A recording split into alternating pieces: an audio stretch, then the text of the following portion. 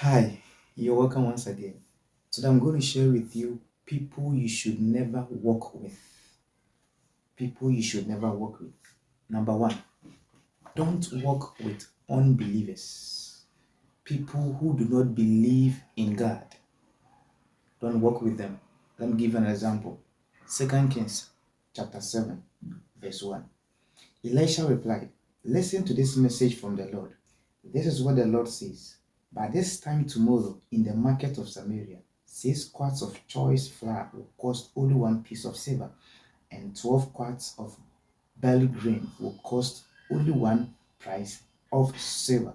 Elisha the prophet was saying that tomorrow there is going to be a miracle. There is going to be signs and wonders in the city. Let's see what a friend or someone said. Verse 2. The officer assisting the king said to the man of God, "That couldn't happen even if the Lord opened the windows of heaven." But Elijah replied, "You will see it happen with your own eyes, but you won't be able to eat of it." Elijah was speaking signs and wonders. Elijah was speaking the mind of God. But this man here was insisting the mind of God. Now, don't walk with people who do not believe in God, who do not believe in miracles, who do not believe in signs and wonders. People that when you tell them your dreams, they say it is not possible. People that when you tell them you're going to further your education, they tell you it's not going to be possible. People that when you tell them you want to travel abroad, you want to travel somewhere, they tell you it's not going to happen, it's not going to be possible because no one has ever done it before in your area. Do not work with these people.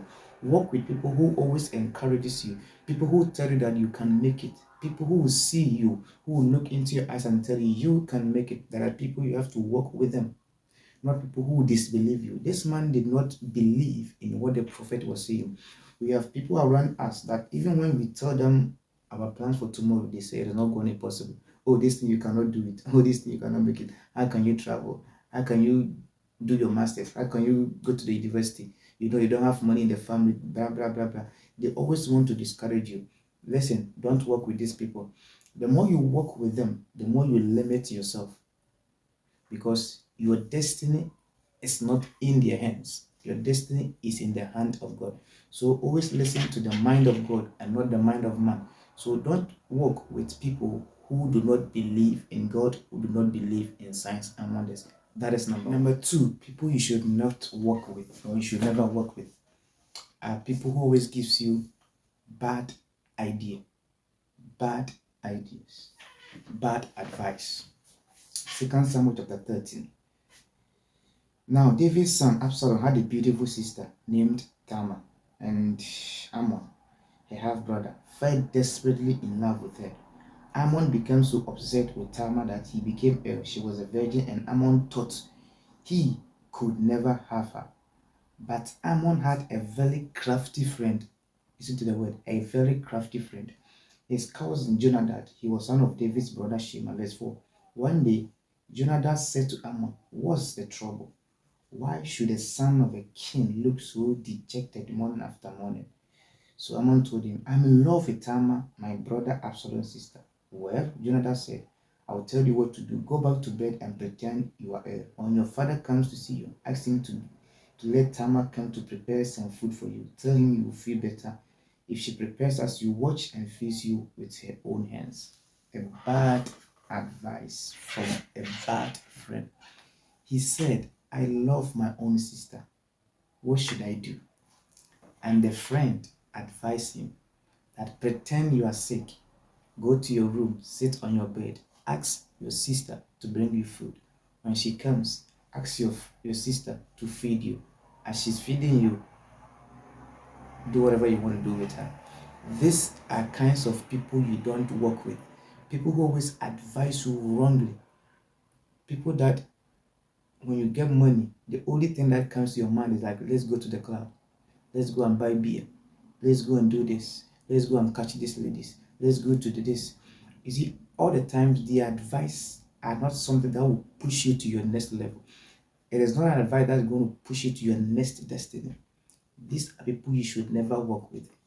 You might not see the results now, but later you're going to regret from it. As you watch this video, I'm not saying go and insult them or fight them.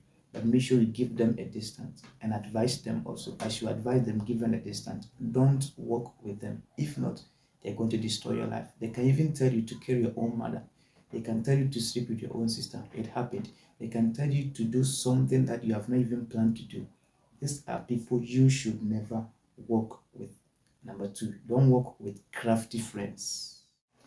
So then, which kind of friends should I work with? 1 Samuel chapter 18. After David had finished talking with Saul, he met Jonathan, the king's son. There was an immediate bond between them, for Jonathan loved David. Work with people like Jonathan. Jonathan's father was Saul, and anytime Saul plans evil against David, Jonathan will come and tell David. These are kind of people you work with, people who always want to remove you from problem, people who always want to separate you from issues, from problem. When you are angry, they can tell you to calm down. They can advise you. People that when they see something bad against you, they will come to you and give an advice. People who want to push you forward, who don't want you to get into trouble. People that don't want you to die before your time. People who don't want to see you hungry, who don't want to see you in tears. They want to always see you laughing. They want to always see you win. These are the people that you have to work with, like Jonathan, a very good friend to David. To the point where even Jonathan died, David said, "Is there anyone in the house of Jonathan that I will do good?" He did good for the family of Jonathan because of the love he showed to him.